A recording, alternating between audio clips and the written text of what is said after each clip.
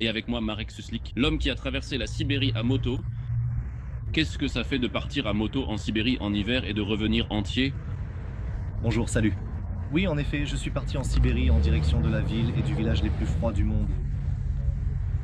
Un peu froid, sauf que j'ai eu la chance d'avoir du beau temps à Willy, en Yakoutie, et il faisait assez chaud parce qu'il ne faisait que moins 52 degrés. Moins 52 degrés. C'est dans de telles conditions que tu roulais à moto. Avec une vieille moto, une moto refroidie par huile, uniquement et exclusivement. Ce n'est pas un moteur neuf. Alors, comment se préparer à un tel voyage d'un point de vue technique, en fait? Pour être sérieux, on ne peut pas vraiment se préparer parce que personne ne l'avait fait auparavant. Quelqu'un, quelque part, a déjà roulé en hiver, a atteint Vladivostok, mais moi, je suis parti à gauche vers Yakoutsk, où les températures sont bien plus basses, et en fait, il n'y a qu'une seule personne que je connaisse qui s'est rendue là-bas à moto. Ah, j'ai été en contact avec lui. Mais ce n'est pas un Polonais?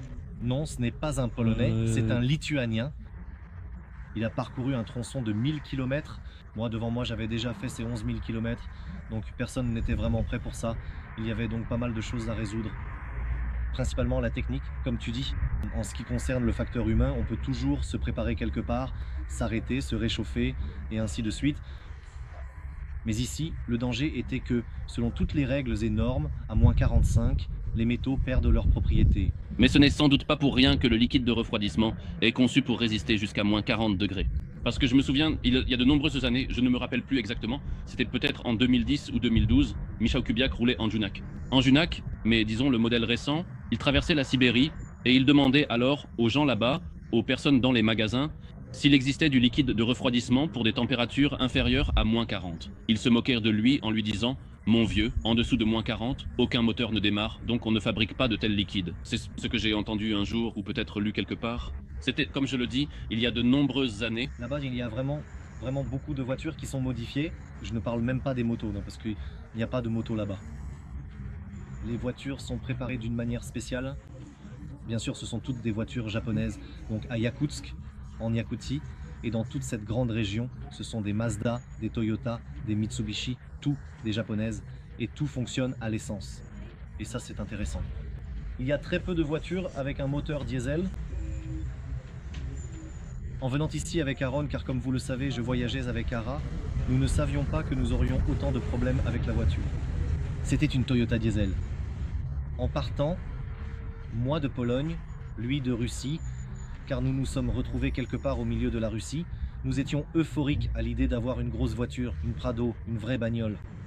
Il s'est avéré très vite qu'Elsa, c'est-à-dire ma Honda, avançait régulièrement, lentement comme un tank, tandis qu'avec cette voiture, il a commencé à se passer des choses assez intéressantes. Et oui, parce qu'il fait très froid. Les conditions de route sont difficiles aussi, avec la neige, la glace, n'est-ce pas? Et maintenant, toi, tu roules à moto. Comme je l'ai déjà dit au tout début, une moto ancienne, mais préparée pour ça, parce que tu n'es pas parti à l'aveuglette. Avant, tu as fait un repérage, pour bien te préparer, surtout sur le plan technique, et vérifier s'il était possible de partir à moto en hiver. Quelles modifications as-tu apportées à cette machine? Parce que je suppose que ce ne sont pas de petits changements. C'est ça, c'était justement un élément clé, un point crucial, où tout le monde ne comprenait pas vraiment pourquoi. Un an plus tôt, j'avais pris l'avion pour aller à Yakoutsk. Justement, l'idée était d'aller parler avec les locaux et de vérifier concrètement comment les choses se passent là-bas. Je n'avais pas prévu cet élément de la voiture. En ce qui concerne la moto elle-même, en fait, tout le système électrique a été retiré et refait à partir de zéro, à tel point que, grâce à des interrupteurs, je pouvais éteindre un à un tous les éléments afin de récupérer la chute de tension pour alimenter uniquement le moteur. Et un an plus tôt, ou 2 ans plus tôt, ou même 3 ans plus tôt, j'avais de gros problèmes avec ce courant. C'était alors l'élément le plus faible.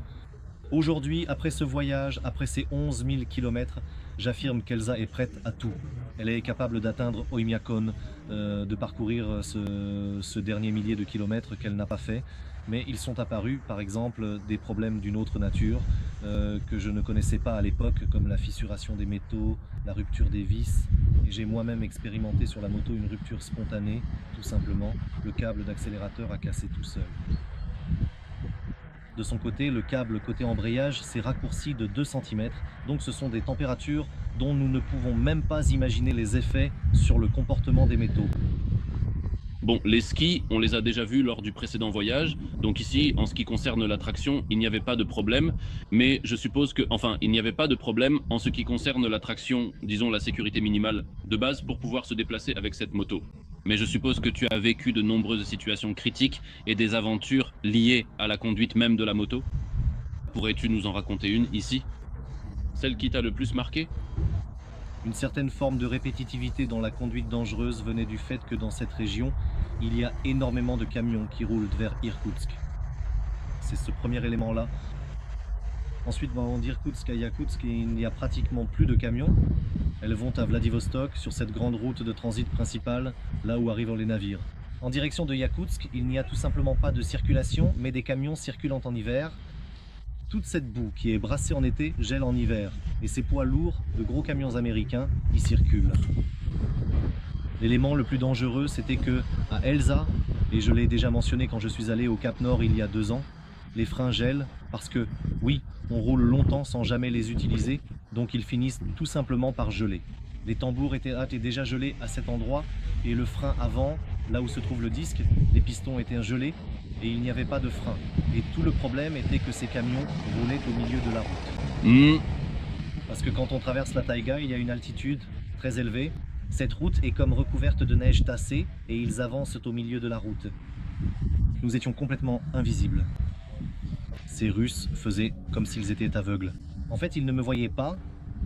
Donc ces nuages de neige, que l'on peut d'ailleurs voir dans mes vidéos, faisaient que je devais me déporter sur le côté et me sécuriser, par exemple en freinant, mais je me rendais vite compte qu'il n'y avait plus de frein, alors au bout d'un moment, je devais ajouter un autre facteur, c'est-à-dire appuyer sur le frein à chaque instant.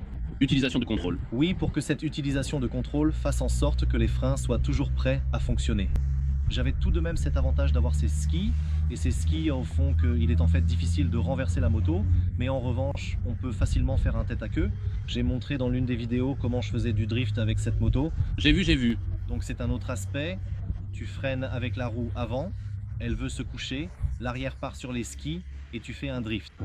Sauf que ce drift, tu le fais vers ce camion. C'était donc très dangereux, les camions en Russie en général. Écoutez, y a-t-il encore de la place pour une aventure à moto dans ces expéditions? Je parle des expéditions hivernales. Est-ce un voyage en moto? Est-ce déjà une sorte de sport? Ces voyages, parce que beaucoup de gens se posent sûrement la question. Pourquoi? Tu vois, c'est de là que je pars. Je vais dire ceci. Après ce trajet cette année, je dirais ceci. Il semble qu'une nouvelle discipline sportive soit en train de se construire. D'accord. Cela demande une certaine préparation, cela demande un certain engagement, sans parler des moyens, de l'équipement, de la personne. Je ne veux pas encore appeler cela un sport extrême, mais pour moi, c'est déjà une certaine forme de sport extrême. Là, cela n'a déjà plus rien à voir avec une simple conduite hivernale, comme quand on va à l'Elefanten-Treffen par exemple, où l'on se prépare bien sûr, etc. Car chacun a une perception différente du froid, mais ici, on va un peu dans le hardcore, où tout doit être planifié, un peu réfléchi. Faire quoi que ce soit à l'improviste ici, eh bien cela peut vraiment se retourner contre soi. Parce que oui, d'un côté, je ne voudrais pas dire que cette expédition a été un échec parce que vous n'êtes pas arrivé à destination, parce que selon moi, c'était définitivement une réussite, parce que arriver là-bas, c'est tout simplement du haut de gamme, non? Mais allez-vous essayer de le faire à nouveau pour atteindre cet objectif? Puisque nous parlons d'une discipline sportive. Oui, je vais répondre ainsi. Je referai volontiers le tronçon entre Yakoutsk et Oymyakon. Si aujourd'hui je pouvais transporter la moto à Yakoutsk et partir de là jusqu'à Oymyakon, j'irais. Je sais aujourd'hui que même si je m'étais préparé d'une certaine manière, cela restait tout de même de l'amateurisme. Les personnes qui s'y rendent, les expéditions qui s'y rendent, qu'elles y aillent à pied, à vélo, en courant ou en voiture, disposent d'un important soutien logistique, d'une flotte de véhicules derrière elles, avec des médecins à bord, car on atteint là-bas un niveau de blessure tel qu'il faut des professionnels. Il y a aussi du matériel technique pour pouvoir t'évacuer très rapidement, car 1 heure immobile dans un tel froid signifie que tu gèles sur place. Donc je le referai volontiers. Peut-être pas le refaire, mais plutôt le terminer, car c'est plus dans la catégorie d'achever quelque chose. Pour moi, le minimum était d'atteindre Yakoutsk, et j'y suis parvenu, et personnellement, je considère cela comme ce que je voulais accomplir, tu vois. pas comme un exploit ou quoi que ce soit de ce genre. Je voulais simplement le faire et je l'ai fait. Je voudrais juste attirer l'attention sur une chose, parce que nous n'y pensons pas. J'avais des conditions telles que plus je roulais longtemps, c'est-à-dire plus j'étais fatigué, plus les conditions devenaient difficiles. Et on a tendance à l'oublier un peu. Donc plus on allait loin, Donc plus j'allais loin, plus j'étais fatigué. Les kilomètres s'accumulaient et les conditions que je devais affronter, je commençais tout juste à les rencontrer. d'accord. Donc c'était une sorte d'inversion. Donc il aurait mieux valu atterrir là-bas en avion et revenir en Pologne parce que tu as une motivation supplémentaire. Tu reviens tout le temps du Pacifique, non? Et la température augmente, donc tu passes dans les températures positives là-bas, moins 40, moins 30, moins 20. Et pour moi, c'était de plus en plus difficile, de plus en plus loin, de plus en plus froid. Donc d'autant plus, ce voyage était encore plus chargé d'un certain extrémisme, comme je l'appellerais. D'accord. Et puis, tu sais, tu voyages seul, on voyage seul. Nous savons bien qu'on se sent complètement différent après 2 jours de route, et encore autrement après une semaine de route. Bien sûr. Donc après ces 2 semaines, un peu plus de 2 semaines de voyage, alors qu'il faisait de plus en plus froid, j'étais aussi de plus en plus fatigué. Mais paradoxalement, et c'est ce que je veux vous dire, l'adrénaline montait de plus en plus, on était de plus en plus préparé, donc le corps atteignait une endurance, je dirais, inimaginable. Il y a eu quelques jours où, avec moins de 30 degrés, je me promenais en manches courtes. Bien sûr, pour le moment, pour quelque part sur la moto, pour faire quelque chose, pour traverser quelque chose, eh bien, les gens me regardaient d'une manière plutôt particulière, pour ne pas dire que c'était même, oui, même plus étrange. Mais cela montre qu'une fois acclimaté, on est capable de repousser ces barrières bien loin. Expédition moto, Marek Suslik.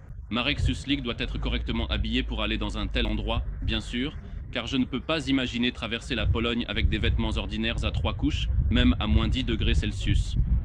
C'est déjà, cela peut aussi être dangereux pour un motard ordinaire, qui ne roule pas tous les jours. Comment t'es-tu préparé à ces conditions? En ce qui concerne l'équipement moto, Le problème qu'il fallait résoudre, et qui en fait doit être résolu à chaque fois, c'est que faire de la moto, c'est disons un sport statique. Tu montes, tu roules, tu ne bouges absolument pas. Quelqu'un court, quelqu'un marche, quelqu'un fait du vélo, quelqu'un nage. Il y a toujours du mouvement, de la chaleur se crée. Sur une moto, ce n'est pas le cas. Cette année, j'ai eu une idée lors d'un rassemblement bushcraft, avec des gens venus de la forêt, etc., où ils utilisaient des techniques complètement différentes pour survivre dans la forêt. J'ai un peu observé qu'ils portaient des vêtements en laine. Comme toi tu portes de la flanelle, eux ils portent de la laine. Et je me suis arrangé avec l'un des fabricants, Shmura Manufactura, qui fabrique ces vêtements en laine. Je leur ai demandé s'ils pouvaient me confectionner, c'est une idée que j'ai eue moi-même, un vêtement technique, donc apporté sous la combinaison de moto, en laine mérinos. Ils m'ont répondu bien sûr qu'ils n'avaient jamais fait ça. Je leur ai dit où j'allais, donc ils n'avaient pas vraiment compris à ce moment-là ce qui allait vraiment se passer. Ils l'ont fabriqué. Et je me suis habillé de cette façon, sans vraiment savoir, car j'avais déjà eu quelques expériences auparavant, mais là je me préparais à de grands froids, parce que j'y étais allé l'année précédente. Je savais qu'il fallait s'habiller un peu différemment là-bas. J'ai mis des sous-vêtements thermiques ordinaires, puis par-dessus, appelons-les des sous-vêtements thermiques en mérino, puis une combinaison de climat, que mon partenaire d'ailleurs m'a donné pour ce voyage, et par-dessus, des vêtements de travail. Juste des vêtements ordinaires, tout simplement. Ils avaient pour fonction de protéger contre le sel, contre ce qui laisse passer l'air, et ainsi de suite. Donc à ce niveau-là, ça n'a aucune importance. Quelque chose qui s'est produit ensuite, lors des grands froids, c'est que j'ai remarqué que ce mérinos respirait, que la laine respirait à travers la combinaison. La combinaison respirante, le Gore-Tex laissait passer tout cela, donc il y avait une circulation d'air en permanence. Cette laine, le corps humain réchauffait cette laine. C'est un peu comme en plongée humide. Si quelqu'un a déjà plongé, il sait de quoi je parle. On saute dans une combinaison humide, on est inondé d'eau et ensuite cette eau nous réchauffe. Paradoxalement, c'est exactement ce qui s'est passé ici aussi. L'inconvénient, c'est que cela ne dure qu'un certain temps et qu'après 2 ou 3 heures, cette vapeur humaine se transformait en glace. Elle gelait tout simplement à l'extérieur. Et c'était le moment où tu devais tenir le coup. Je devais supporter cette carapace de glace qui ensuite commençait à restituer ce froid comme un thermos. Je devenais un thermos de glace. d'accord. Et malheureusement, la Sibérie est un endroit désert. Là-bas, il n'y a rien, il n'y a vraiment rien. Donc pour atteindre ces oasis, parce que c'est comme ça qu'on les appelait, Ces oasis, ces petits bars sont espacés de 200 à 300 km les uns des autres.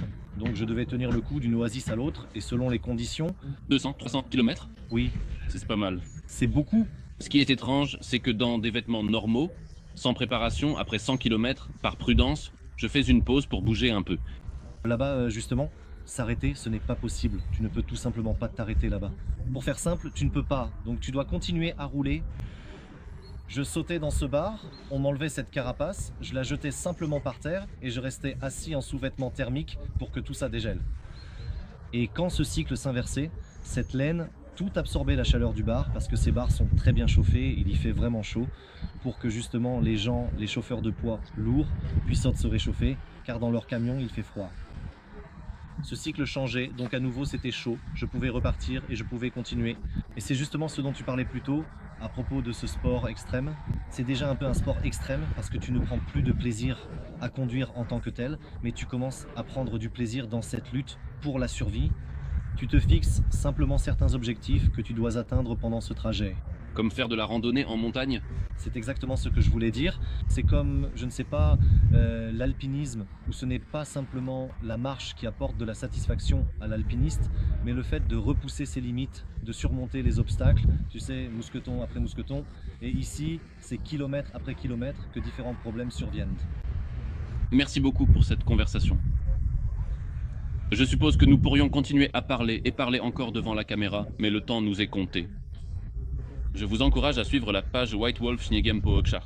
Allez sur Facebook, cliquez sur j'aime et vous pourrez suivre les prochains voyages de Marek, car je suppose que l'année prochaine... L'année prochaine, oui, c'est ça. Puisqu'on parle de l'année prochaine, je veux aussi m'organiser un peu avec des sponsors. Je veux chercher des gens pour m'accompagner et en 2020, j'aimerais faire l'Alaska en hiver. Aujourd'hui, je sais qu'il sera difficile de le faire seul pour de nombreuses raisons liées à la préparation. Et il y a aussi des températures de 50 degrés. Alaska. Eh bien, sur cette note optimiste et fraîche, même s'il y a un beau soleil, nous allons conclure. Le temps est magnifique. Prenez soin de vous. Alors, quoi d'autre? Je vous encourage à suivre Śniegiem-po Okrzach, à suivre le voyage de Marek à moto. Prenez soin de vous. Salut. Bien à vous. Salut.